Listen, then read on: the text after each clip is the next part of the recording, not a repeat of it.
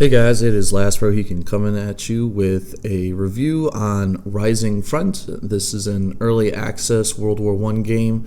It's a first-person strategy tactical sort of game where it has notes of like Verdun, Tannenberg, those kind of games, but also with the feeling of Rising Storm, Hell Let Loose, things like that, and then also the strategy component. You can build things in here. You have to command regiments. You have objectives that you're looking to accomplish. There's just a lot going on with this game, especially for early access. And so let's kind of dive right into some of the pros and cons of it. So as I mentioned, some of the games that it's related to, I really like how they kind of were able to mold all of that together, and then they also still put you on the front line. That's the one thing that I think is kind of an issue with like Hell Let Loose, is that it's incredibly realistic and it's super cool to either play as a soldier or a commander, but you sometimes kind of lose out on the element of doing both.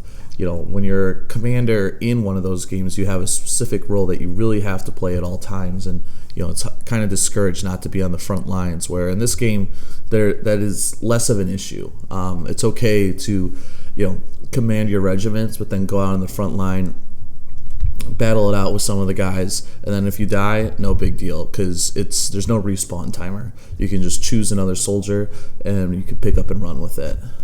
Because of that, I really like the idea that they have around it, where like this is what the vision of it is. This is the cornerstone block of Rising Front.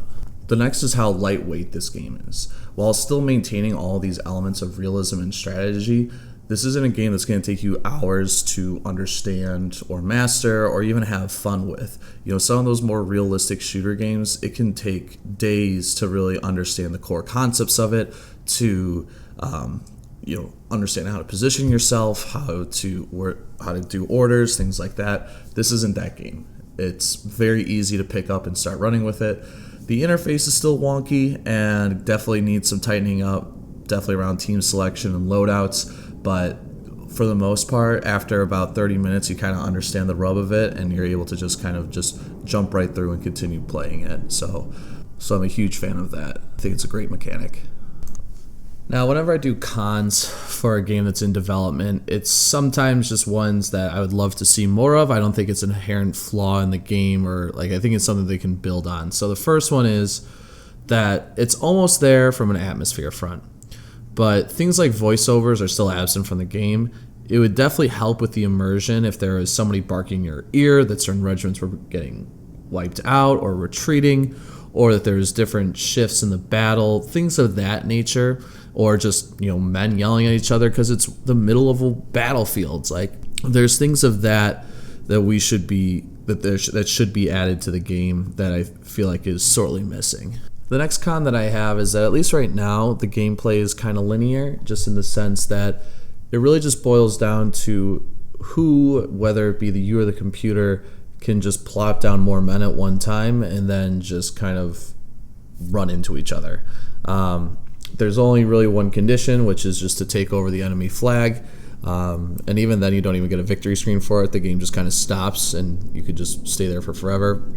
So having either different type of victory conditions, or a much more savvy AI opponent, or there's a couple different ways, certain win conditions as well.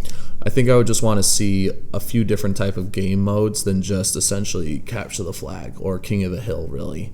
But I think if they can iron those out, that will be really beneficial to the game's longevity and replayability. Overall, I do recommend the game.